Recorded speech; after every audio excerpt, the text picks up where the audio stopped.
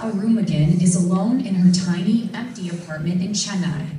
Like many Indians who struggle to make ends meet, Kala is constantly in debt, despite selling pretty much everything she has, including her own kidney. I went to a broker. He told me that I could sell my kidney. I agreed because I was in a bad situation and my children were small. We did not even have any food to eat. We had a lot of debt. I had to borrow money to buy the fishing boat. The people I borrowed money from started asking me for money. They said they will come home and embarrass us if we didn't repay the money. Desperate and vulnerable, tsunami survivors soon became the perfect targets for the illegal organ trade in India. It's become known as the red market.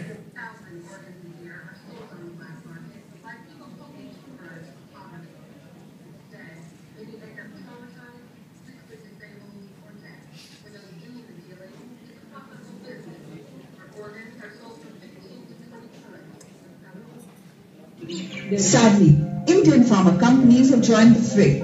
More than 400 women were enrolled without their knowledge or consent into a clinical trial for a drug named letrozole made by local company Sun Pharma. Across India, women were told they would receive expensive fertility treatment, but nothing else. Although the company and the doctors who carried out the test broke the law, no one has been put under criminal investigation by the Indian authorities. There are many more like Sheikh Bibi and Gandamma, unknown and unaccounted for, who are falling sick and dying. But the Drug Controller General of India has no data as it has not been maintaining composite data.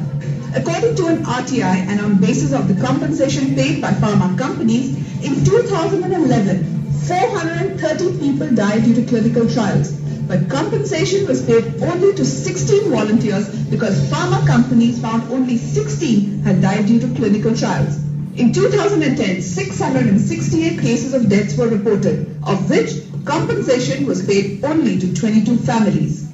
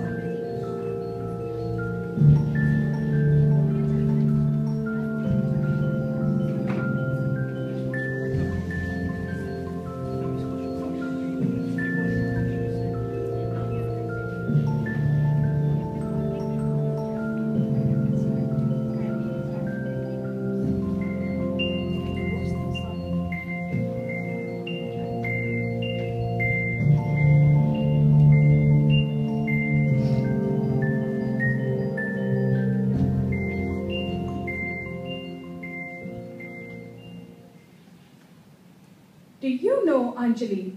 She's a 17-year-old girl, just like you in many ways, but in many others, she is not.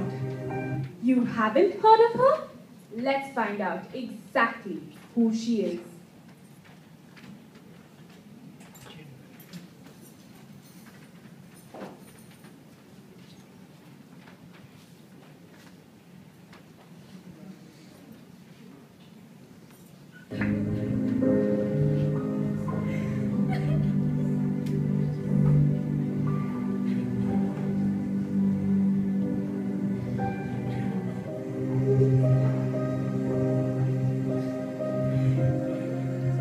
A common sight in the backward villages, they were like any other average family striving to make ends meet.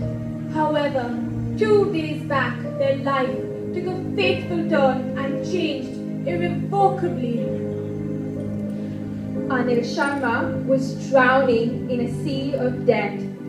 He was an unfortunate farmer caught in the web of drought and poverty, slowly trying to ease his way out of the mess. In a moment of cowardice and weakness, he chose another path. He chose the path to heaven.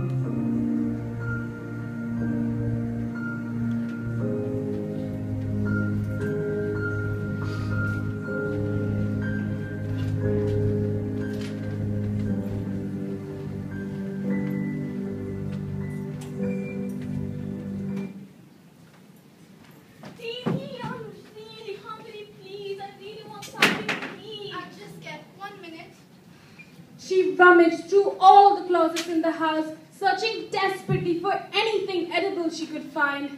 Her search proved futile, and so she hung her head low and tried to manage a convincing smile as she went inside to face her younger sister. Sumi, it's just cooking. Can you please look after Mom?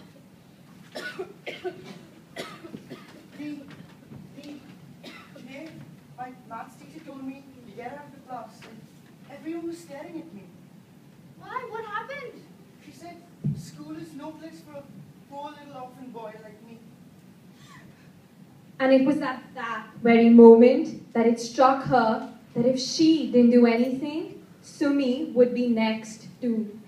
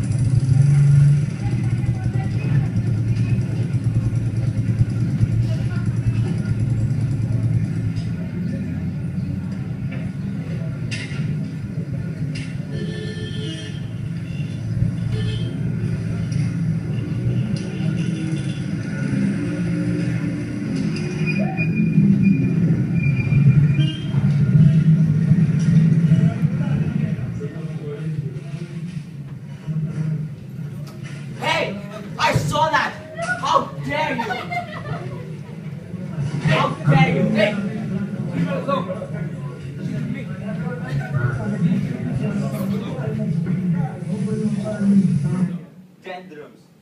Here. Just stick your money to yourself. Hey, are you alright? Yes, I'm fine. Thank you so much. I just had one question. Why would someone like you resort to such despicable behavior? I don't have an option. Why? My family is falling apart. My mother is so sick. My brother and my sister, they go to bed hungry every day. I can't watch my family like this. If I don't do this, I shall be digging 3 graves this month. So this is for money, huh? Yes. Huh. Wait. What if I told you I could get you that money? What? How? You'll just have to do something in exchange for me. I'll do anything at all. Alright. I just need some of your time, some of your patience, some of your blood. Blood? What do you mean? Let's leave that for later. Come along. And that's how Anjali fell prey to a clinical trial. Over the course of the next few months, Dr. K would supply Anjali with all the basic amenities she and her family needed. In return, she would be a guinea pig for the testing of the Axel drug, a drug that is produced for regulating cholesterol levels. The drug company would test the drug on her, often ignoring the side effects when they saw them, just to get their desired results. Her vulnerability would be poached upon, toyed and twisted with, and the consequences would be unimaginable.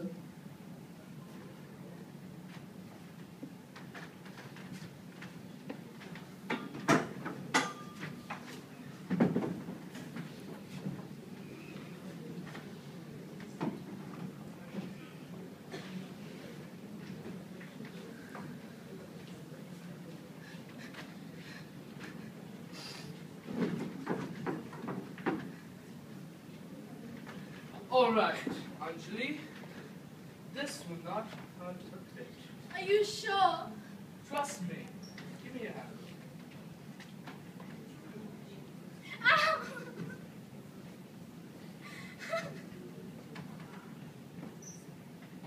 Now keep this the way it is. And don't move. I'll be back.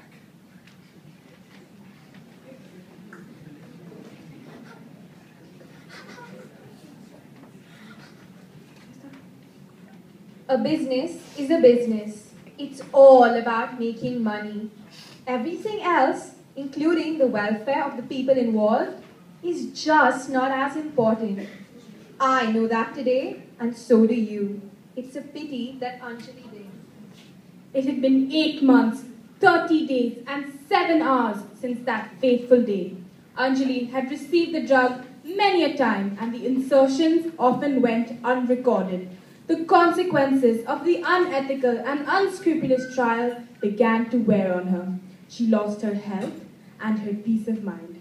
Her size had been reduced to a measly half of what it previously had been. Her life became a tirade of test injections followed by a continuous whirl of seizures, attacks, and fainting. Why didn't she stop, you'll ask? If health really is wealth, why didn't she give the trial up and seek other means to earn money? The answer lay in the new sari that adorned Ma's half-paralyzed body, her first in 7 years. It lay in the test papers Karan brought home from school, the top right-hand corners of which showcased his true potential as a mathematician. It lay in Sumi's plate that was now always full of food. Such was Anjali's love for her family. But what started out as an act of love and sacrifice soon turned out to be a tragedy for them.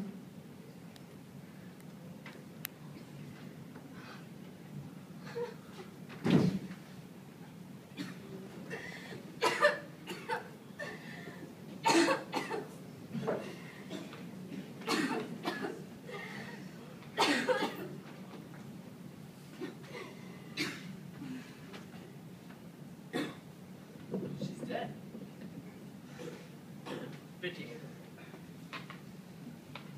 Okay, let's see. Test number 236 has failed. I'll have to find another